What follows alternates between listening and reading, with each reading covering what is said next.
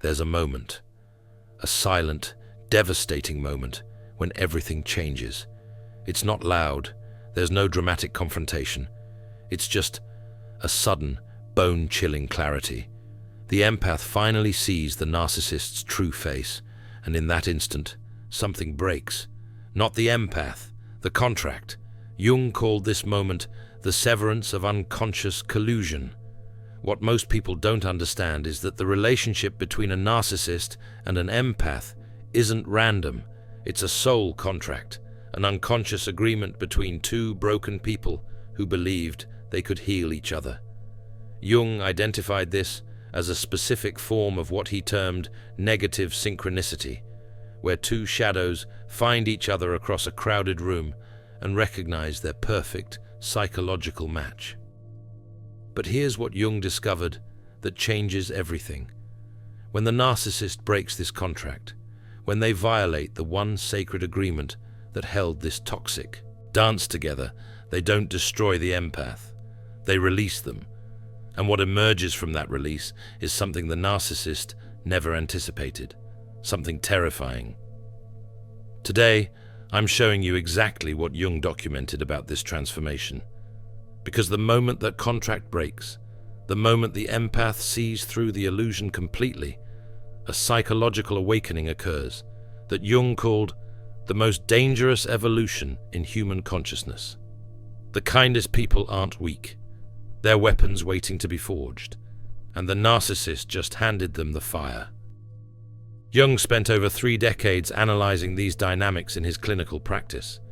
He watched empath after empath enter his office, believing they were the problem, that their sensitivity was a flaw, that their inability to make the relationship work proved their inadequacy.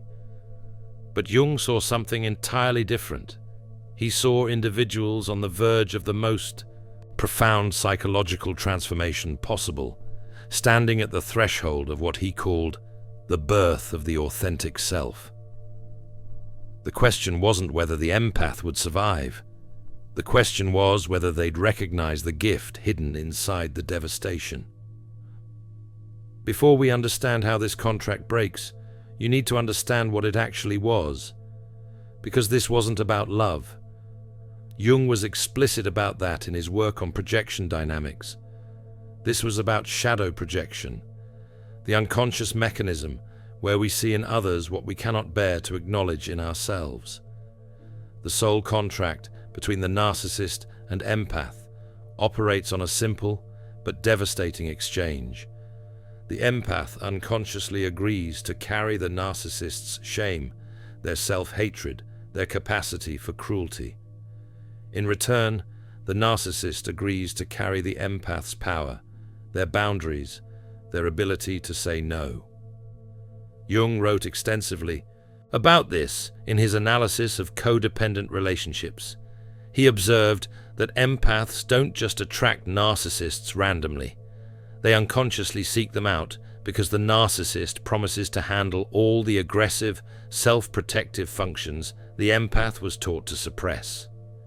The empath gets to remain pure, selfless, and good, while the narcissist acts out all the shadow material the empath refuses to integrate.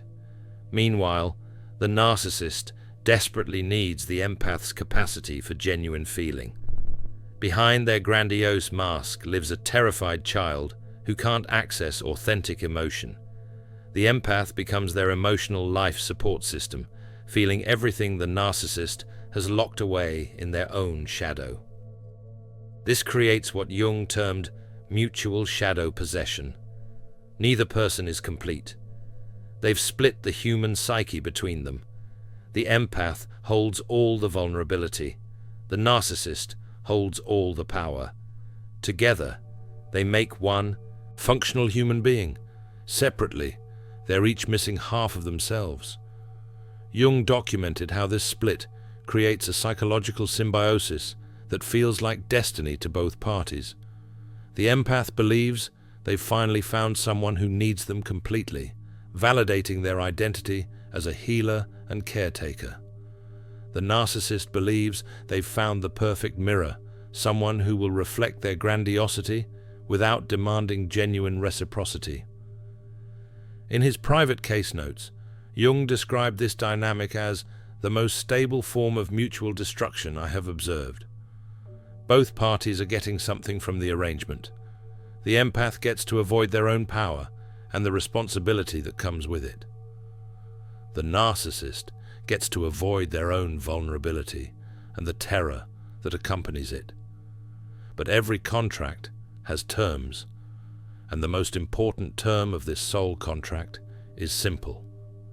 The empath will never, ever look too closely at what's actually happening. They'll make excuses. They'll focus on potential. They'll remember the love-bombing phase and believe that version of the narcissist is the real one, buried somewhere beneath the cruelty. They'll gaslight themselves before the narcissist even needs to. This self-deception is essential to maintaining the contract. The moment the empath sees clearly, the entire structure collapses. This is where it gets disturbing, because narcissists can lie, cheat, manipulate, and abuse for years without breaking the soul contract. Empaths are masters at explaining away bad behavior, at seeing the wounded child beneath the cruelty, at believing in potential rather than reality. Empaths aren't broken, they're alchemists in progress. The Alchemist's Path gives you drills, Jung-based boundaries, and 3 exclusive chapter videos to turn overwhelm into clarity. By Surreal Mind, 236-page downloadable ebook, in stock. Begin now at thesurrealmind.com. Jung documented exactly what it takes to shatter this unconscious agreement. The contract breaks when the narcissist attacks the empath's core vulnerability, the one thing the empath trusted them with, the deepest, wound the empath ever revealed. Maybe the empath shared their childhood sexual abuse, and the narcissist later uses it as a weapon in an argument, calling them damaged goods. Maybe the empath revealed their deepest insecurity about being unlovable, and the narcissist orchestrates a betrayal specifically designed to confirm that fear. Maybe the empath finally set a boundary, and the narcissist punishes them by destroying something they love. This isn't ordinary betrayal. This is calculated desecration of sacred ground. The narcissist takes the empath's most tender vulnerability and weaponizes it for psychological destruction. And in that moment, something in the empath's psyche simply stops. Jung observed this moment in his practice with remarkable consistency. He noted that empaths would describe an almost physical sensation, like something snapping inside their chest, or a sudden coldness flooding their system. One patient told him it felt like watching myself from outside my body, finally seeing what had always been there. The contract doesn't break because the narcissist was cruel. It breaks because they revealed that the cruelty was always the point, that every moment of vulnerability the empath shared was filed away as ammunition, that the love the empath believed in never existed outside their own projection. Jung's clinical notes reveal something even more disturbing. Narcissists often escalate to this level of violation precisely when the empath starts to individuate, when they begin reclaiming their power or setting boundaries. The narcissist unconsciously senses that the supply source is preparing to leave, and they launch a preemptive strike designed to destroy the empath's emerging self-worth before it can fully develop. But this strategy contains a fatal flaw. By attacking the empath's core wound, the AER, narcissist forces them to confront exactly what they've been avoiding, the reality of who the narcissist actually is versus who the empath desperately wanted them to be. Jung observed that this revelation triggers what he called enantiodromia, the principle that things turn into their opposites when pushed to extremes. The empath's extreme kindness, when violated past a certain threshold, doesn't break into despair. It transforms into something the narcissist didn't see coming: extreme clarity. Jung documented 3 specific psychological shifts that occur when the soul contract dissolves. These don't happen gradually. They happen in sequence, like dominoes falling, each one building toward the final transformation. This terrifies narcissists more than anything, because their entire identity depends on emotional supply. They need reactions. They need to see the impact of their cruelty reflected in the empath's pain, because that's how they know they exist, how they confirm their power. But something changes. The empath who used to cry, explain, apologize, and try harder suddenly doesn't. Not because they've shut down emotionally, they've simply withdrawn the energy that was keeping the narcissist's false self inflated. Jung called this the withdrawal of projection. The empath stops seeing the narcissist through the lens of potential and starts seeing them through the lens of consistent behavior. The fuel supply has been cut off, and the narcissist can feel it immediately. Jung noted that this withdrawal happens at a psychic level before it manifests behaviorally. The narcissist will often escalate their abuse in response to something they can't quite identify. A subtle shift in the empath's energy, a barely perceptible emotional distance. They're responding to the unconscious severing of the energetic cord that was feeding them, even before the empath has consciously decided to leave. This creates a fascinating dynamic that Jung documented repeatedly. The narcissist starts working harder to get a reaction, any reaction, trying increasingly extreme tactics to pierce through the empath's newfound emotional neutrality. But each escalation only confirms for the empath what they've finally allowed themselves to see. This person never loved them. They loved the supply. They loved the control. They loved having someone to use as an emotional dumping ground. The empath isn't numb. They're finally, devastatingly clear. And that clarity creates a kind of psychological force field that the narcissist's manipulations can no longer penetrate. This might be the most psychologically devastating shift for the narcissist. The empath stops seeing them as powerful and starts seeing them as pathetic, not with anger or hatred, but with a kind of sad, clinical clarity. Jung wrote about this extensively. He noted that empaths have extraordinary perceptive abilities. They can read micro-expressions, detect lies, sense hidden emotions. But they've been using this gift to excuse behavior rather than assess it.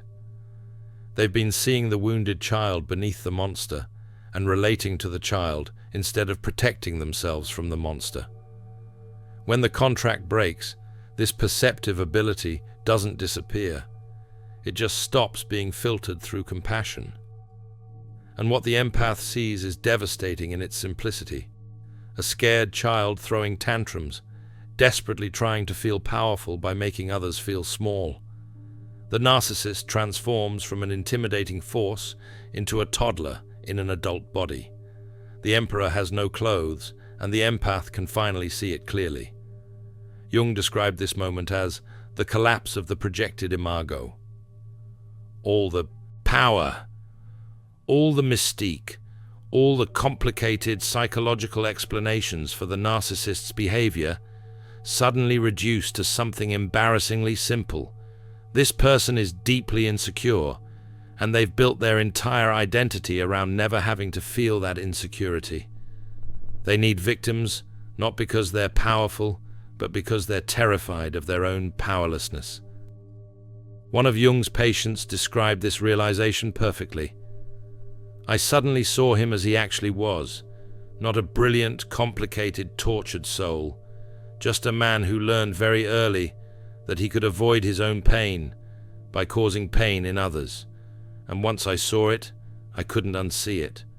All the charm, all the manipulation, all the calculated cruelty, it all became so obvious, so predictable, so boring. This demystification is irreversible. Once you see the mechanism behind the magic trick, you can't unsee it. The narcissist can try every tactic in their playbook, but they're performing for someone who now understands the performance has always been an act. This is where Jung's analysis becomes truly revolutionary. Remember, the narcissist has been carrying the empath's power, their aggression, their ability to prioritize self-protection. The empath unconsciously gave these qualities away because they were taught these traits made them bad or selfish. But when the contract breaks, something remarkable happens. The empath reclaims their shadow. All that power they'd projected onto the narcissist comes flooding back into their own psyche. They don't become cruel, they become boundaried. They don't become selfish, they become self-protecting. They don't become manipulative, they become strategic. Jung called this integration process the birth of the self, the moment when someone becomes psychologically complete by reclaiming all the parts of themselves they'd disowned. The empath who couldn't say no suddenly has access to a clear, unwavering no that needs no explanation. The empath who apologized for existing suddenly takes up space without guilt.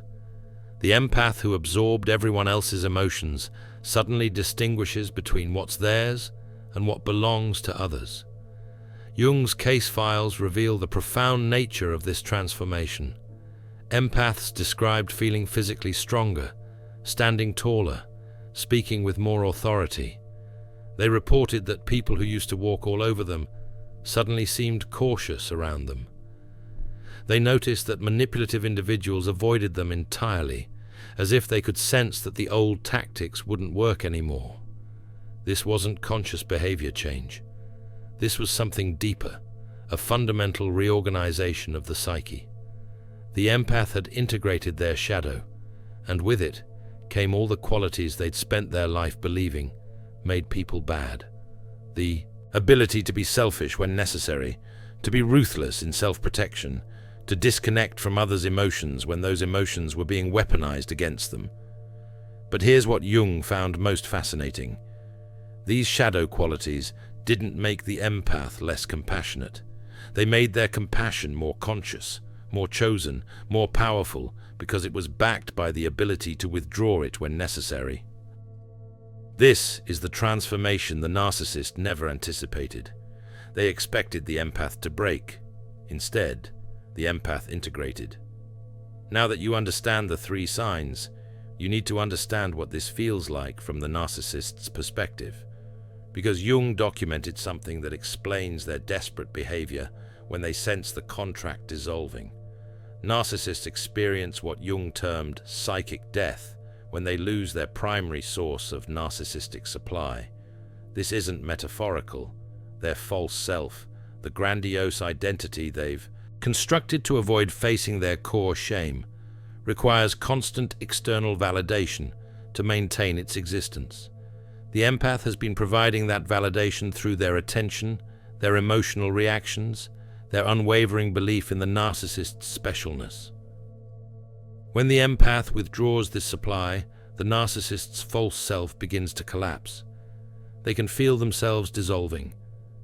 This is why their behavior becomes increasingly desperate and erratic. They'll try every manipulation tactic that ever worked before. Love bombing, rage, threats, promises to change, false vulnerability, smear campaigns, hoovering. Jung documented the predictable escalation pattern.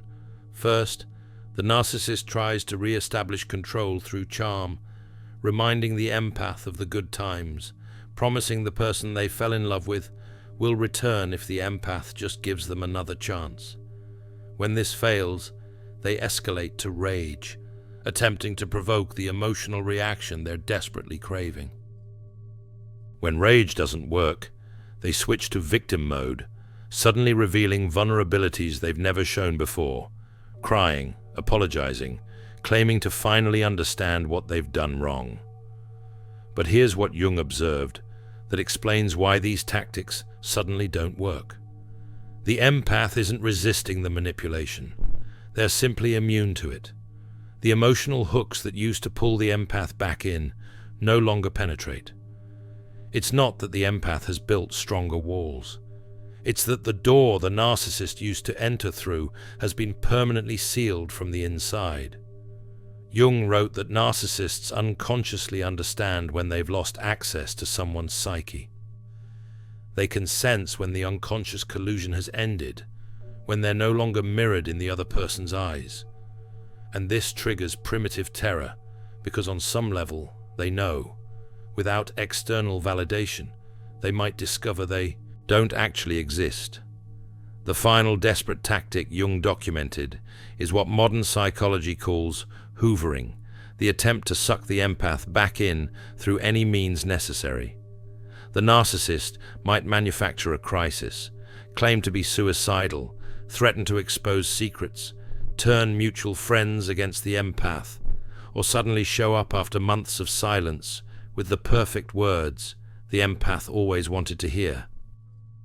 But the empath, who has reclaimed their shadow, responds to all of this with the most devastating reaction possible: indifference, backed by clear boundaries.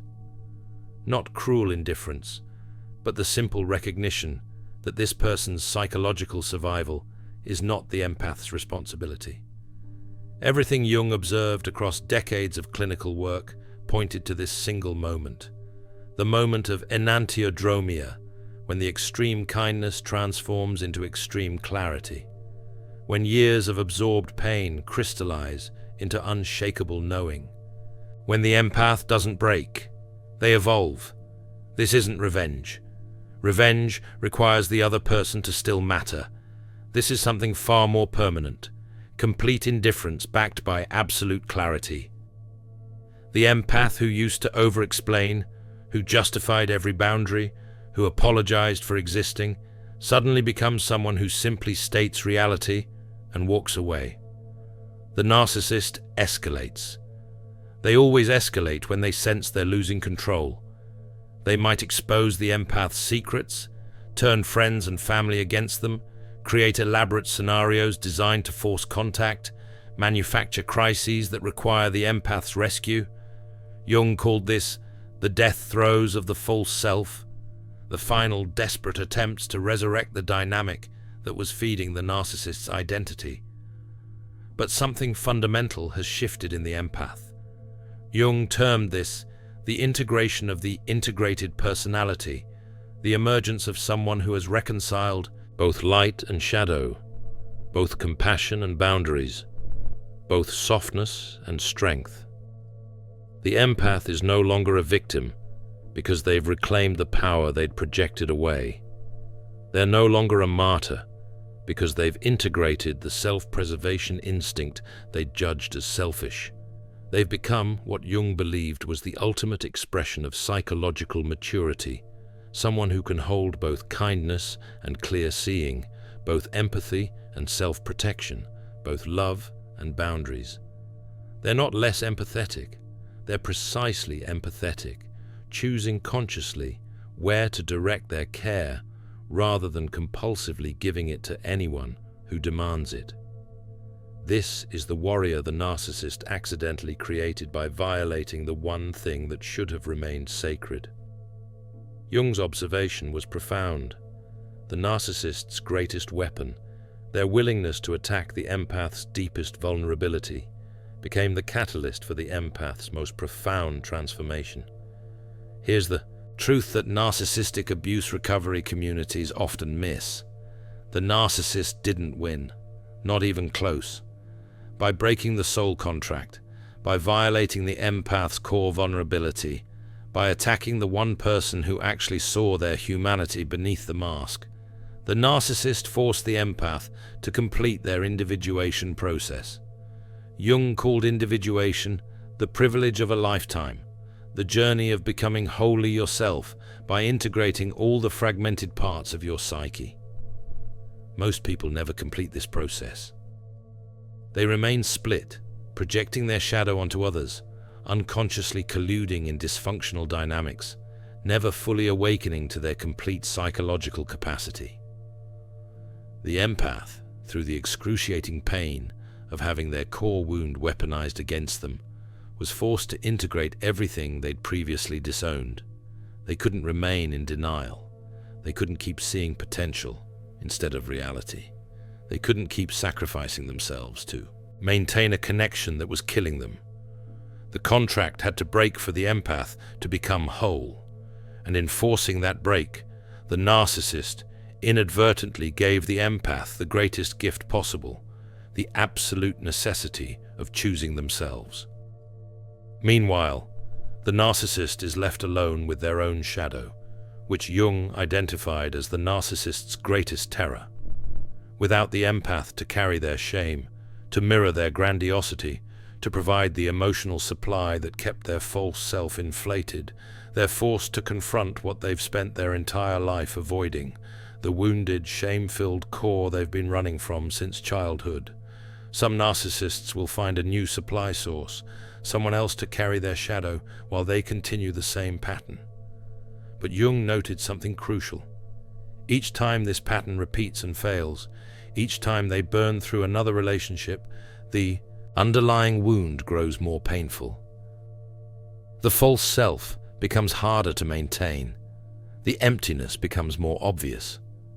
The narcissist broke the contract, believing they held all the power. They didn't realize they were just the catalyst for someone else's awakening. Jung spent decades studying what happens when people complete their individuation journey, and what he found gives profound meaning to the empath's suffering. The pain wasn't random. It wasn't punishment. It was the fire that burned away everything false, everything codependent, everything that kept the empath small and self-sacrificing. The empath leaves the relationship not with a broken heart, but with a completed soul. They've integrated their shadow, reclaimed their power, and developed the psychological immunity that comes from seeing clearly without the filter of projection or wishful thinking. They've learned the most important lesson Jung believed humans could learn. You can be deeply compassionate while maintaining boundaries. You can see someone's pain while refusing to sacrifice yourself to fix it. You can hold empathy for someone's wounds while clearly seeing the harm they cause. You can love without losing yourself. The narcissist broke the contract, thinking they were destroying the empath. Instead, they freed them. And an awakened empath, someone who combines deep sensitivity with integrated strength, becomes exactly what Jung believed the world needed. Someone who can feel everything without being destroyed by what they feel. Someone who has walked through the fire and emerged not as a victim, but as someone who understands both light and darkness and consciously chooses where to stand. If you've felt this contract break in your own life, if you've experienced that moment of terrifying clarity when you finally saw what was always there, you're not broken. You're awakening. This is your individuation process, and it's exactly as painful and transformative as Jung said it would be. The narcissist didn't break you. They revealed to you the strength that was always waiting beneath your kindness. Comment below. The contract is broken if you recognize your own journey in this pattern. Subscribe for more insights into Jung's psychology that explain why your pain had purpose and where your power has been waiting all along. In The Alchemist's Path, perception training for empaths, you'll turn overwhelm into wisdom with practical drills, Jung-inspired boundaries, and step-by-step perception training. This guide includes 3 exclusive chapter videos to deepen each lesson. Written by Surreal Mind, 236 pages, beautifully designed 8.5 by 11 downloadable ebook, in stock now. Start your training today. Feel deeply while thinking clearly. Get The Alchemist's Path at thesurrealmind.com. Thanks for watching. See you in the next dimension.